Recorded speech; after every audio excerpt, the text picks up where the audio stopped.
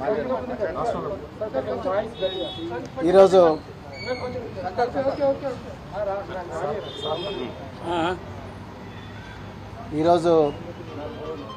తెలంగాణ మాజీ ముఖ్యమంత్రి శ్రీ పెద్దలు గౌరవనీయులు శ్రీ కేసీఆర్ గారిని కలిసినందుకు చాలా ఆనందంగా ఉంది.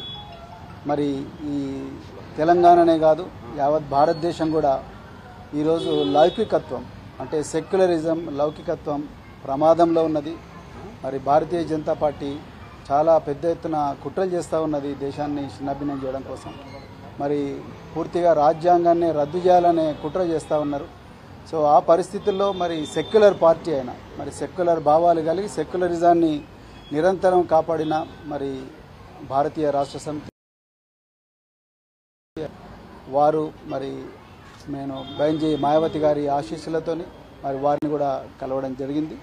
సో ఈ తెలంగాణలో ఈ రాజ్యాంగానికి ప్రమాదం ఏదైతుందో లౌకికత్వానికి ఏదైతే ప్రమాదం ఉందో ఈ బీజేపీ నుంచి తర్వాత మరి ఈ మధ్యనే కాంగ్రెస్ కూడా మరి బీజేపీ లాగానే మారుతూ ఉన్నది. ఈ రెండు పార్టీల నుంచి ముప్పు నుండి మరి తెలంగాణను కాపాడడం కోసం మరి మేము అంటే బహుజన్ సమాజ్ పార్టీ మరి భారతీయ రాష్ట్ర సమితితో కలిపి మరి పార్లమెంట్ ఎలక్షన్లలో కలిసి పనిచేయాలని ఇప్పుడే మరి పెద్దలు గౌరవనీయులు కేసీఆర్ గారి దగ్గర మరి మాట్లాడడం జరిగింది.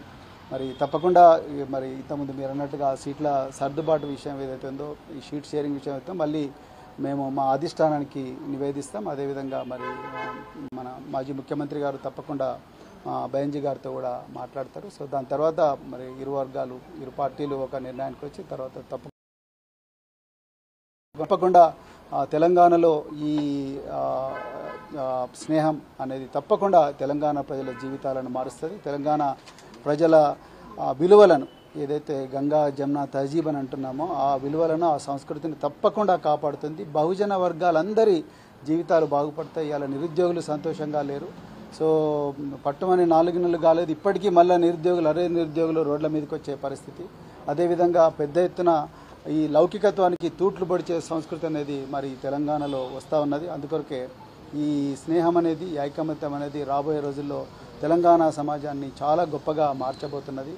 సో చాలా చాలా ఆనందంగా ఉంది అలా మరి ఈ విషయం మీతో మాట్లాడుతున్నందుకు. తప్పకుండా తెలంగాణ ప్రజలు దీన్ని ఆస్వాదిస్తారు ఆశీర్వదిస్తారని చెప్పేసి నేను కోరుకుంటున్నాను. కేసీఆర్ గారు మరి ఈ సమయం మాకు ఇచ్చినందుకు మరొకసారి ధన్యవాదాలు. అన్ని అంశాల్లో కలిసి పనిచేస్తారు రెండు పార్టీలు. ఇప్పుడు పార్లమెంట్ ఎలక్షన్స్